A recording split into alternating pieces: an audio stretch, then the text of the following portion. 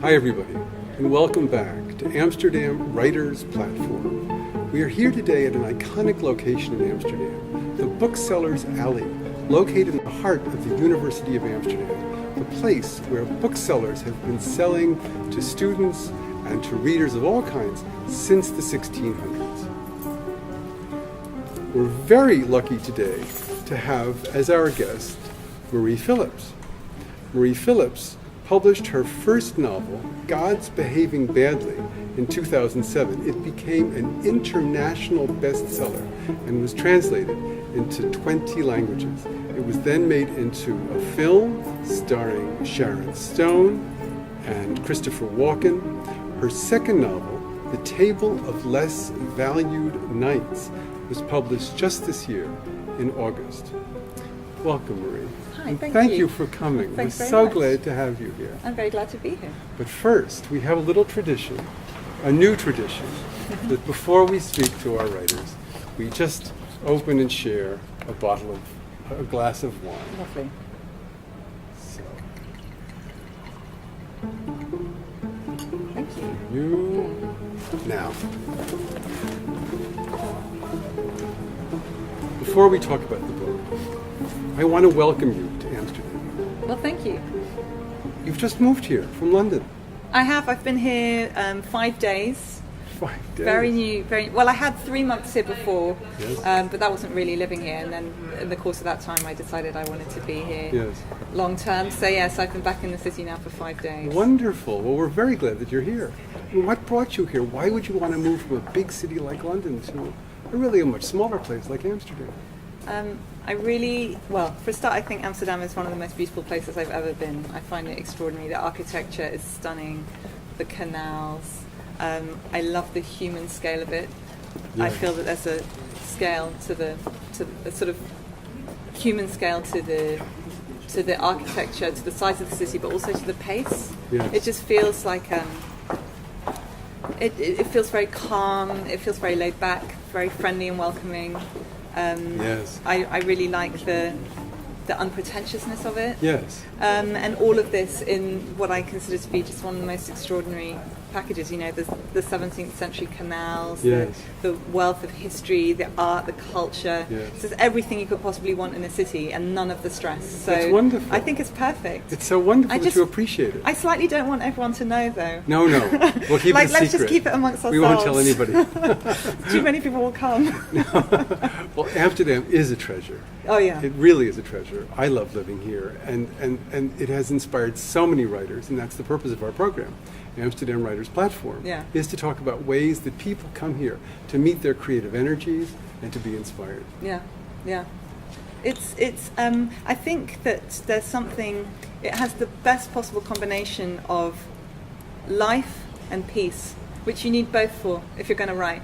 So Yes. it has all of the inspiration Yes. because there's so much going on, but at the same time, somehow it manages to avoid being overwhelming. So you can then go back, as you do as a writer, into your solitude and just focus on the work. So that's ideal. I feel like if somewhere's too quiet, Yes. then I'm liable to get maybe bored, maybe a little insular. Yes. If somewhere's too intense, Yes. then I can't focus. Yes. And here it's the perfect balance. The balance is right. Yeah. Yes, I really do. I do understand that.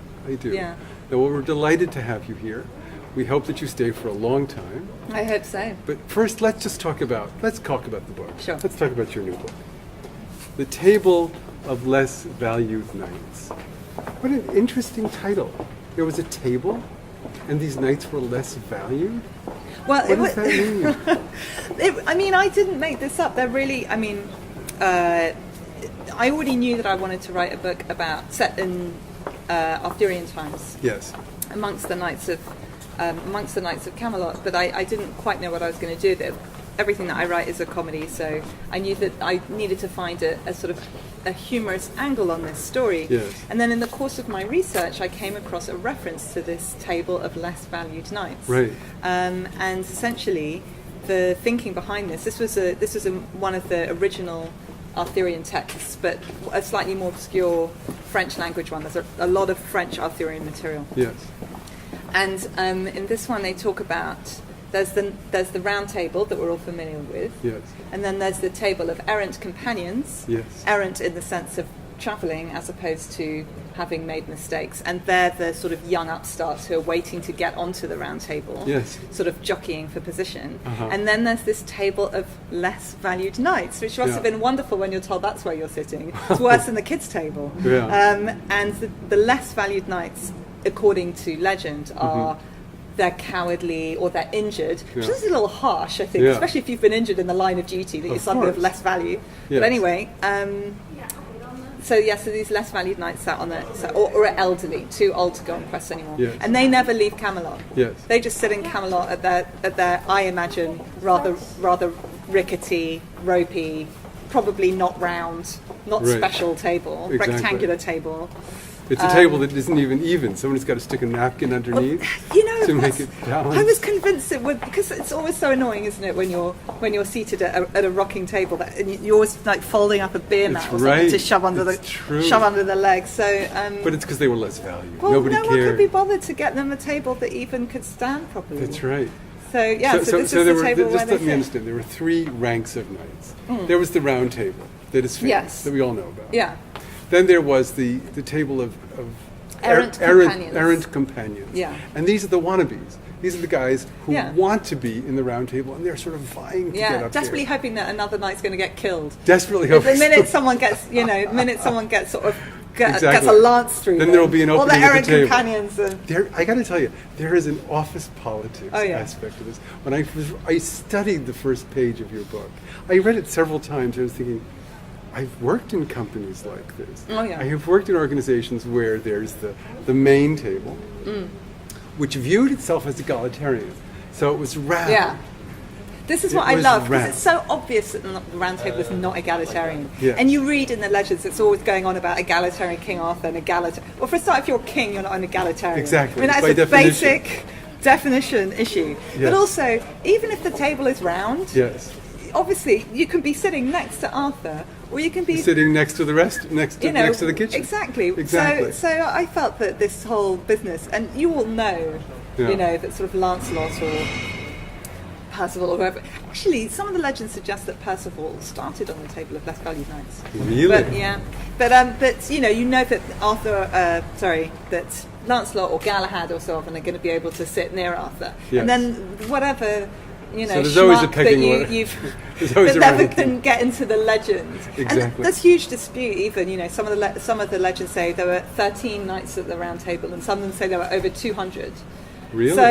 So there's definitely a whole bunch of them that you never get to hear anything about. So no, Gosh. there's no equality. But there was here. this third pathetic, sad group yeah. who were the less valued knights. And just imagine being told that that's your definition. I can easily imagine it. Yeah. It reminds me of every company where I've ever worked. People who wanted to be at the higher table. And so your characters are really focused, or most of your characters, the lead characters, Yeah. are from that table. Yes.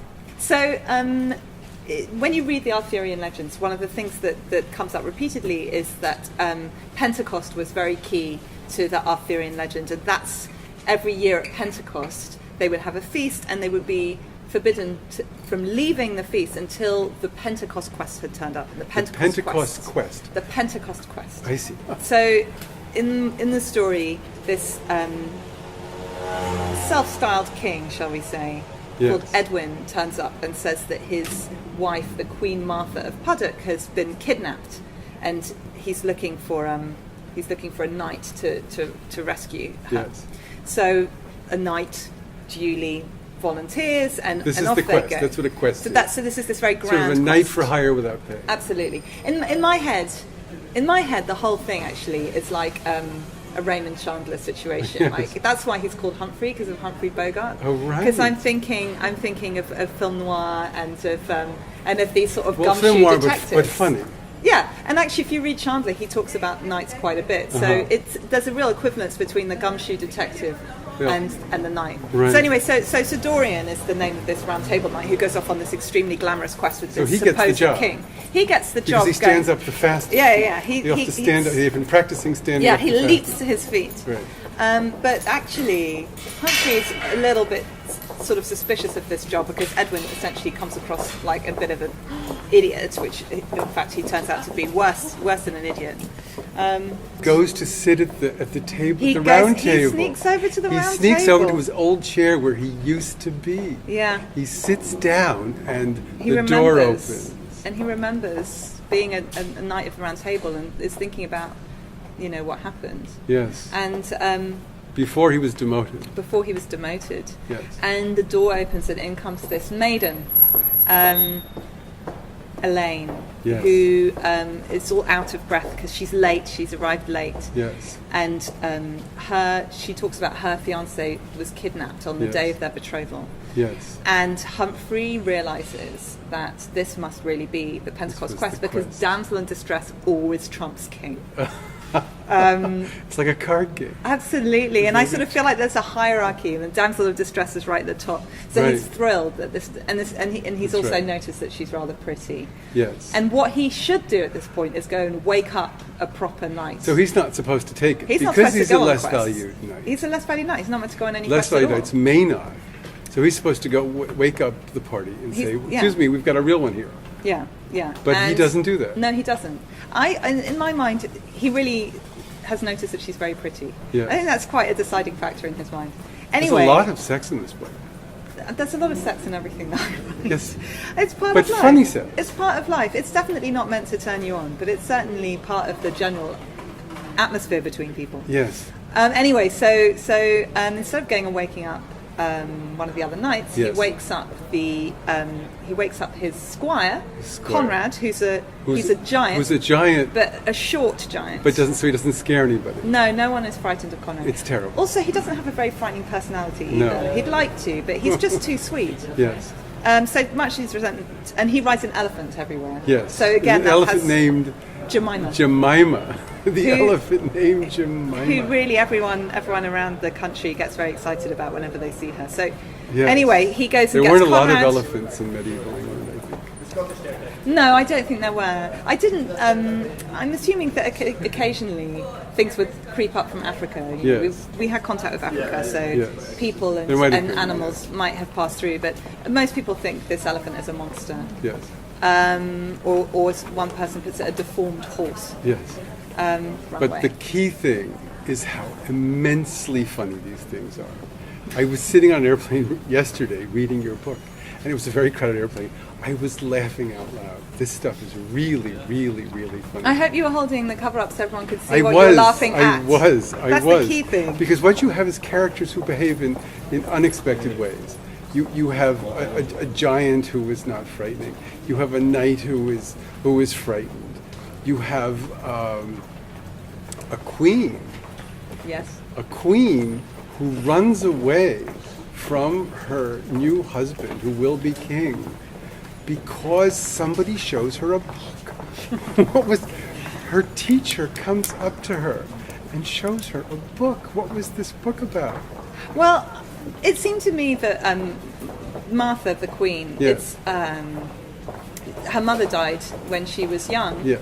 and so she's been raised without a strong female influence in her life. She's had this governess, but Right. not as she's And the got governess older. rushes. Forgive me. The governess rushes to the door. Yes. The night before her wedding, knocks on the door and says, "I must see you. There's something I forgot There's to tell something you. I forgot to mention. There's something I forgot to mention." I want to thank you, Marie, for joining us today. I hope you're going to write many more books and keep us laughing with your wisdom. Thank you. And I want to thank all of you for joining us today on Amsterdam Writers Platform.